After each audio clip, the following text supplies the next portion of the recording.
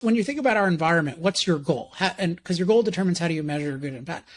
And what I say is we should measure our environment by the standard of advancing human flourishing. So we should want an environment that makes it possible to us. That's a nourishing, safe, opportunity-filled place. And that includes things like, where possible, clean air and clean water and, diversity of certain kinds of species and beautiful places and everything that we actually care about. We love, the outdoors, and we love certain parts of non-human nature. Other parts want to kill us, so we don't love those.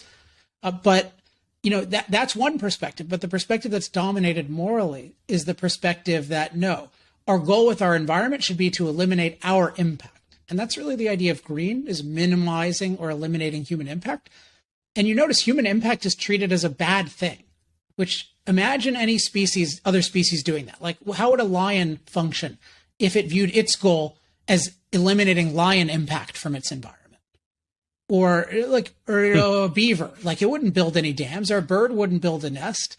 So we've got this, you're right. It's not too much of a stretch that if your goal is to minimize or eliminate human impact in your environment, that's got to mean minimize the people. I mean, if somebody said, I want to minimize bear impact, you'd say they want to kill bears. So what's going on is there is this view of the delicate nurture, and it's sort of I think it's used to rationalize this view that impact is bad, because it says, well, if you impact things, it's going to punish you.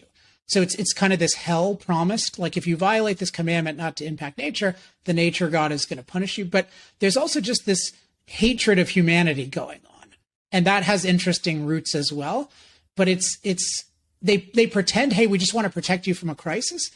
But if you really want to protect people from a crisis, you wouldn't think of eliminating human impact. You would just think, hey, let's think long term about things. So there is a deep anti-humanism that I think you're picking up on.